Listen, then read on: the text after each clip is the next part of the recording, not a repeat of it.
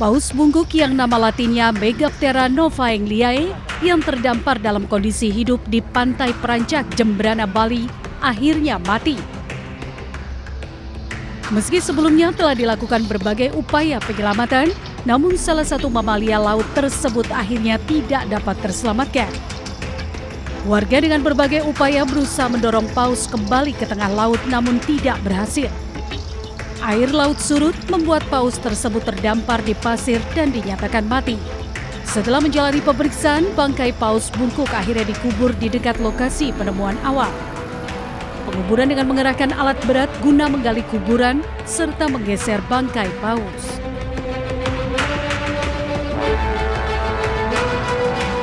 Sebelumnya, seekor paus berukuran besar terdampar di pantai Perancak dalam kondisi masih hidup pada Selasa siang. Warga sekitar berusaha menyelamatkan dengan mendorong ke tengah laut. Dari Jembrana, Bali, Nyoman Sudika, iNews melaporkan.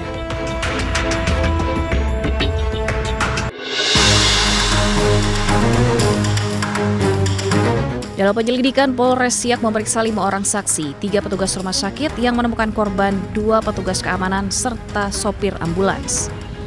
Penyidik juga memeriksa rekan sejawat korban, sesama mahasiswa PPDS dan dokter BN, dokter pendamping atau supervisor korban. Pemeriksaan untuk menyusun kronologi dan mengetahui aktivitas terakhir korban sebelum ditemukan meninggal dunia. Bisa memastikan penyebab dari kematian karena masih memerlukan pemeriksaan lanjutan terhadap beberapa sampel yang harus dilakukan pemeriksaan di laboratorium forensik. Untuk pemeriksaan ini, saya selaku Kasareskrim telah membuat surat permohonan pemeriksaan kepada laboratorium forensik dan mudah-mudahan hasil koordinasi tadi, hasil dari pemeriksaan akan keluar lebih kurang 2 minggu lagi. Jenazah korban sudah diotopsi di Rumah Sakit Bayangkara, Pekanbaru. Polisi masih menunggu hasil pemeriksaan forensik dan belum menyimpulkan penyebab kematian korban.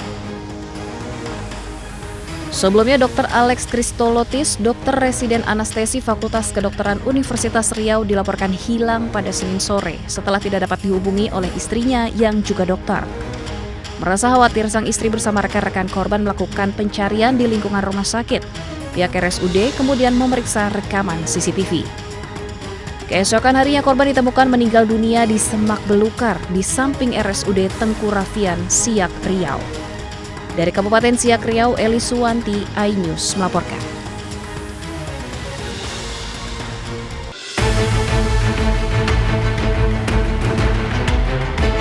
Salah satu pelaku pencuri becak milik seorang warga di Palembang, Sumatera Selatan ditangkap polisi.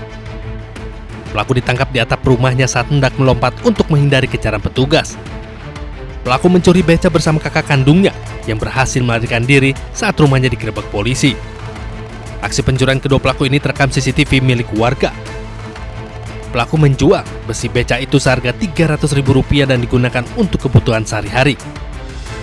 Mereka berdua membawa becak itu ke rumahnya, lalu dipotong-potong dan dijualkan ke tempat rongsokan.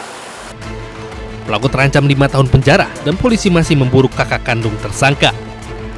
Dari Palembang, Sumatera Selatan, Muhammad David, iNews melaporkan.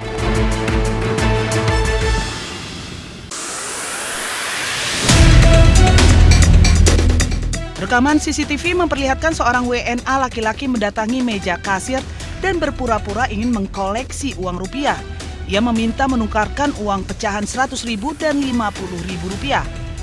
Dalam rekamannya, WNA laki-laki ini diduga melipat sebagian uang yang di tangannya dan menyerahkan sisanya kepada kasir untuk dikembalikan ke laci. Di saat yang sama, 2 WNA perempuan diduga bertugas mengalihkan perhatian karyawan lainnya dan juga pengunjung toko. Akibat kejadian ini, pemilik toko mengalami kerugian sekitar Rp2.500.000. Katanya dia mau koleksi uang rupiah, terus kasir ngasih 1 lembar uang Rp100.000. Nah, terus dia bilang bukan Rp100.000 yang itu, terus dia ngasih pertanyaan banyak-banyak sehingga membuat kasir kami itu merasa terintimidasi mungkin ya. Dari kasir memberikan uangnya, terus dia melipat uang di lembaran bawahnya dan mengembalikan melipat uang di lembaran bawah mengambil beberapa, kemudian yang sisanya disuruh kasir mengembalikan ke laci. Terus temennya yang lain itu mencuri beberapa barang dari toko ini. Korban telah melaporkan peristiwa ini kepada pihak kepolisian. Petugas kini tengah menyelidiki kasus tersebut dengan menganalisis rekaman CCTV dan mengumpulkan keterangan saksi untuk mengungkap identitas serta keberadaan para pelaku. Tidak hanya di Lubuk Sikaping, ketiga WNA tersebut juga diduga melancarkan aksi serupa di sebuah toko aksesoris di daerah Tapus dengan modus yang sama. Bahkan salah satu pelaku terlihat mengambil sejumlah barang dagangan sebelum meninggalkan toko. Dari Pasaman, Sumatera Barat, Ari Yohanes, iNews melaporkan.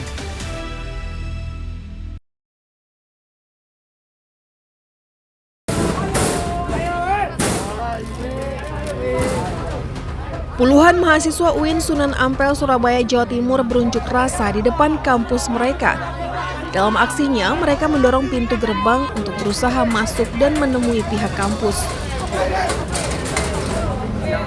Tidak lama berselang, pihak kampus menemui mahasiswa dan menggelar dialog untuk mendengar aspirasi mereka.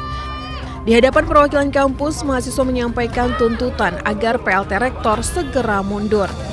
Mahasiswa juga menyatakan kosongnya jabatan rektor definitif telah menghambat sejumlah agenda akademik, mulai dari pelaksanaan wisuda, pengenalan budaya akademik bagi mahasiswa baru, hingga penganggaran kegiatan organisasi kemahasiswaan yang terkendala kewenangan pelaksana tugas.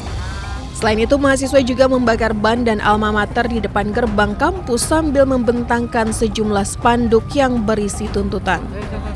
Kita ingin pemilihan rektor ini lebih transparan dan tidak tertutup, yang lebih demokratis. Karena yang ada saat ini pemilihan rektor itu sangat tertutup dan juga kita tidak mendapatkan transparansi atas pemilihan rektor tersebut. Padahal kita sebagai mahasiswa seharusnya kita mendapatkan hak tersebut.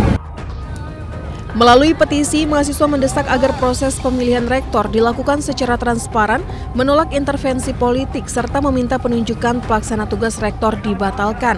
Mereka menyebut penunjukan Ahmad Muzaki sebagai PLT rektor dinilai tidak sesuai dengan ketentuan yang berlaku.